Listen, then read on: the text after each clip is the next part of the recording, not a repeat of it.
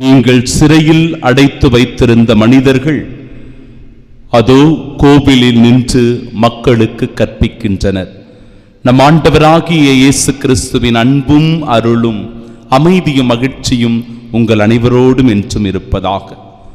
அன்புள்ளம் கொண்ட சகோதர சகோதரிகளை, சதுசேயர்களும் தலைமை குருக்களும் பொறாமையால் நிறைந்து திருத்தூதர்களை கைது செய்து சிறையில் அடைத்து வைக்கிறார்கள். சிறையில் அடைத்து வைத்து அவர்களை துன்புறுத்துகிறார்கள். இயேசுவை பற்றி கற்பிக்க கூடாது என்று தடை போடுகிறார்கள். ஆனால் ஆண்டவரின் தூதர் இந்த இடத்தில் வல்லமையாய் செயலாற்றுவதை முதல் வாசகம் எடுத்து சொல்லுகிறது. ஆண்டவரின் தூதர் சிறையினுடைய கதவுகளை திறந்து அவர்களை வெளியே கூட்டிச் சென்று, நீங்கள் போய் கோவிலில் நின்று வாழ்வு பற்றிய வார்த்தைகளை எல்லாம் மக்களுக்கு கற்பியுங்கள், எடுத்துரையுங்கள் என்று சொல்லுகிறார். நமக்கு எந்த விதமான கட்டுப்பாடும் இல்லை. எதற்காக? இயேசுவை பற்றி அறிவிப்பதற்காக, இயேசுவின் மதிப்பீடுகளை சொல்லுவதற்காக, இயேசுவை பற்றிய நற்செய்தியை அறிவிப்பதற்காக, இறை பணியை ஆற்றுவதற்கு நமக்கு இந்த உலகில் எந்த விதமான தடையும் இருக்கக்கூடாது. ஆனாலும் சில தடைகள் இன்றைக்கு நம்மை மிக மிக அச்சுறுத்தலுக்குள் உள்ளாக்கி இருக்கிறது. இன்றைக்கு இருக்கின்ற அரசியல் சூழ்நிலை, சமூக சூழ்நிலை, நாட்டு தலைவர்கள் மக்களை பிரிவுபடுத்தி பாகுபடுத்தி பார்க்கின்ற மனநிலை இன்றைக்கு நற்செய்தி பணிக்கோ இறை பணிக்கோ பல்வேறு மக்களுக்கு ஒரு முட்டுக்கட்டையாக தடையாக இருப்பதை நாம் உணரலாம்.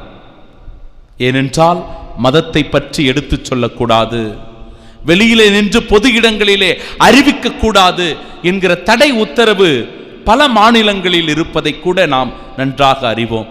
ஆனால் நாம் போதிப்பது என்ன? எதை பற்றிய விசுவாசத்தை நாம் அறிக்கையிடுகிறோம்? யாரை பற்றிய நற்செய்தியை நாம் அறிவிக்கிறோம்? இயேசு கிறிஸ்துவினுடைய மதிப்பீடுகளை, இயேசு கிறிஸ்துவினுடைய நற்செய்தியை, இயேசு கிறிஸ்துவை பற்றிய இறைப்பணியை தான் நாம் ஆர்வத்தோடும் துணிவோடும் செய்து கொண்டிருக்கிறோம்.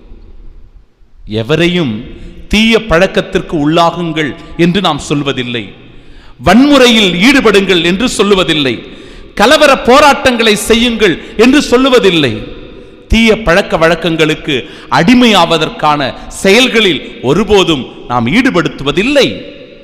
மாறாக நாம் செய்கின்ற பணி, உண்மையோடு இருங்கள், நீதி நேர்மையோடு நடந்து கொள்ளுங்கள், ஒருவர் மற்றவரை அன்பு செய்யுங்கள், ஒருவர் மற்றவருக்கு இரக்கம் காட்டுங்கள், ஆண்டவரை பற்றிய அச்ச உணர்வோடு வாழுங்கள், பாவத்தை குறித்து எச்சரிக்கையாக இருங்கள், மனமாற்றம் பெற்று நல்வழியோடு வாழுங்கள், நல்வழியில் நல்ஒழுக்கத்தோடு வாழுங்கள் என்கிற உண்மை மதிப்பீடுகளைத்தான், மனித நேயத்தோடு வாழக்கூடிய, மனித தன்மையோடு இருக்கக்கூடிய மதிப்பீடுகளைத்தான் இந்த உலகத்தில் நாம் விதைத்துக் கொண்டிருக்கிறோம் பிரியமானவர்கள். ஆனாலும் கூட நமக்கு பல தடைகள் இருக்கிறது. இந்த இடத்தில் ஏவலர்கள் விரைவாக ஓடி சென்று சதுசேயர்களிடமும் அந்த தலைமை குருக்களிடமும் அறிவிக்கிறார்கள், நாங்கள் சிறைச்சாலையை உறுதியாய் பூட்டி இருந்தோம், காவலர்கள் வாயிலருகில் மிக கண்ணிப்போடு காவல் காத்து கொண்டிருந்தார்கள், ஆனால் கதவு திறந்திருக்கிறது, உள்ளே எவரையும் காணவில்லை என்று விரைவாக சென்று அவர்கள் அறிவிப்பதை பார்க்கிறோம். பிரியமானவர்களே, இந்த இடத்தில் நற்செய்தி பணிக்கு எந்த விதமான தடையும் இல்லை என்பதையே இந்த இறைவார்த்தை பகுதி நமக்கு எடுத்து சொல்கிறது. இன்றைய நற்செய்தி வாசகத்திலும் தம் மகன் வழியாக உலகை மீட்க கடவுள் அவரை உலகிற்கு அனுப்பினார். எதற்காக ஆண்டவர் இயேசு கிறிஸ்து இந்த உலகத்திற்கு வந்தார் என்றால், இந்த உலகத்தை பாவத்திலிருந்து மீட்பதற்காக, அடிமை நிலையிலிருந்து அவர்களை விடுவிப்பதற்காக, அன்பை பற்றியும் இரக்கத்தை பற்றியும் மன்னிப்பை பற்றியும் எடுத்து சொல்வதற்காக ஆண்டவர் இயேசு கிறிஸ்து இந்த மண்ணுலகிற்கு வந்தார். அதனால தான் இயேசு நிக்கதேமிடம் அற்புதமான வார்த்தைகளை சொல்லுகிறார். தம் ஒரே மகன் மீது நம்பிக்கை கொள்ளும் எவரும் அழியாமல் நிலை வாழ்வு பெறும் பொருட்டு அந்த மகனையே அளிக்கும் அளவிற்கு கடவுள் உலகின் மேல் அன்பு கூர்ந்தார். உலகிற்கு தண்டனை தீர்ப்பு அளிக்க அல்ல, இந்த உலகத்தை தண்டிப்பதற்காக அல்ல, இந்த உலகத்தை பாவத்திற்கும் சாபத்திற்கும் உள்ளாக்குவதற்காக அல்ல, மாறாக தன் மகன் வழியாக இந்த உலகத்தை மீட்பதற்காகவே கடவுள் தன் ஒரே பேரான மகனை அனுப்பினார் என்பதை தெளிவாக இன்றைய நற்செய்தி பகுதி நமக்கு எடுத்து சொல்கிறது. இதற்கு மிகச்சிறந்த உதாரணமாக ஒளியை குறித்து சான்று பகர்கிறது இறைவார்த்தை. ஒளியை விட இருளையே மனிதர்கள் அதிகமாக விரும்புகிறார்கள். ஏன் ஒளியை வெறுக்கிறார்கள், இருளை விரும்புகிறார்கள் என்றால், ஒளி என்பது கிறிஸ்துவின் அடையாளம். நானே உலகின் ஒளி என்கிறார் ஆண்டவர். நீங்கள் உங்களுடைய ஒளி மனிதர் முன் ஒளிர்வதாக என்று ஆண்டவர் இயேசு கட்டளையிடுவதையும் பார்க்கிறோம். கிறிஸ்துவினுடைய ஒளியை தாங்கி இருக்கின்ற நாம் ஒளியின் மக்களாக வாழ அழைக்கப்பட்டிருக்கிறோம். ஆனால் நம்முடைய நிலைமை என்ன? தீங்கு செய்யும் அனைவரும் ஒளியை வெறுக்கின்றனர். தீங்கு செய்கின்ற யாரும் கடவுள்கிட்ட வரது கிடையாது. பாருங்களேன், நீங்க குடிகாரர்கள், போதை பழக்க வழக்கங்களுக்கு அடிமையானவங்க, தவறான செயல்களில் ஈடுபடுகிறவர்கள், இந்த உலக போக்கிலான இச்சைகளுக்கு அடிமையாகி இருக்கிறவர்கள் கோயிலுக்கு வரமாட்டாங்க, பக்தியை அறக்க மாட்டாங்க. விசுவாசம் அவர்களிடத்தில் நாம் காண முடியாது. ஏனென்றால் அவர்கள் இருளை விரும்புகிறவர்களாக இருக்கிறார்கள், ஒளியாகிய கிறிஸ்துவை வெறுக்கிறவர்களாக இருக்கிறார்கள்.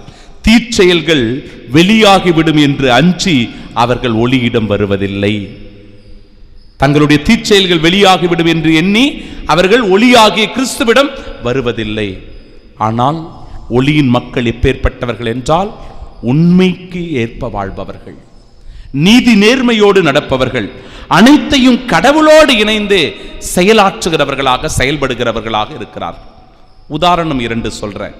நம்முடைய வாழ்க்கையில எது நமக்கு தடையாக இருக்கிறது பாருங்க. நற்செய்தி பணிக்கோ இறைப்பணிக்கோ தடையாக இருப்பது ஒரே பிள்ளை அப்படின்ற ஒரு தடை இருக்கும். வீட்டில் ஒரே பிள்ளை தான்பா இருக்கிறான், அவனை எப்படி நான் ஒரு குருவானவராகவோ ஒரு அருட்சகோதரியாகவோ அனுப்பி வைப்பது? முடியாத ஒரு காரியம். அப்படி கிடையாது பிரியமானவர்களே. ஒரு குடும்பத்தைச் சேர்ந்த அண்ணன் தங்கை 2 பேர், ஆனால் இருவருமே துறவற வாழ்வில் ஈடுபட்டிருக்கிறார்கள். அண்ணன் குருவாக இறைப்பணியை செய்து கொண்டிருக்கிறார், தங்கை அருட்சகோதரியாக இருந்து கொண்டு ஆண்டவருடைய பணியை செய்து கொண்டிருக்கிறார். ஒரே குடும்பத்தைச் சேர்ந்தவங்க, எனக்கு நன்றாக தெரிந்த ஒரு குடும்பம், ஒரே குடும்பத்தைச் சேர்ந்தவர்கள், ஆனால் ஆண்டவருடைய பணியை அவர்கள் செய்து கொண்டிருக்கிறார்கள். ஒரே மகன் என்கிற தடை ஆண்டவருடைய பணிக்கு இல்லை என்பதை நாம் உணரணும். 2வது, இன்னைக்கு நிறைய சொத்து இருக்கிறது, நிறைய சொத்து இருக்கிறது. அந்த சொத்தெல்லாம் யார் ஆள்றது? என்னுடைய வாரிசு ஒரே பிள்ளை, அவனுக்கு தானே இந்த சொத்தெல்லாம் போய் சேரணும். அந்த சொத்தை எப்படி நாம் விட்டு விடுவது? இப்படிப்பட்ட ஒரு தடை நமக்கு இருப்பதையும் நாம் உணரலாம். அதுவும் ஒரு தடையாக இல்லை இறைப்பணிக்கு. சமீபத்தில் கூட ஒரு முதியவர் தனக்கு இருந்த 1 ஏக்கர் நிலத்தை ஆலயத்திற்காக அவர் எழுதி வைத்திருக்கிறார். ஆலயத்தினுடைய பெயரிலே அவர் கொடுத்து விட்டார். சொத்து பெரிய விஷயம் கிடையாது இன்னைக்கு பிரியமானவர்களே. இன்னைக்கு ஆனால் சொத்து, பணம், பதவி என்று அலைந்து கொண்டிருக்கிற இந்த உலகத்திலே கூட இன்னைக்கு சொத்தினுடைய மதிப்பு எவ்வளவு உயர்ந்திருக்கிறது உங்களுக்கு நன்றா தெரியும்.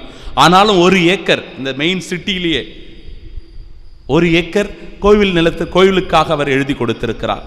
எதுவுமே இன்னைக்கு ஆண்டவருடைய பணிக்கு, நற்செய்தி பணிக்கு தடை இல்லை என்பதை உணர்வோம். தூய ஆவியின் வல்லமை பெற்று கிறிஸ்துவின் சாட்சியாய் இந்த உலகத்தில் வாழ்வோம், ஒளியின் மக்களாயிருப்போம். ஆமென்.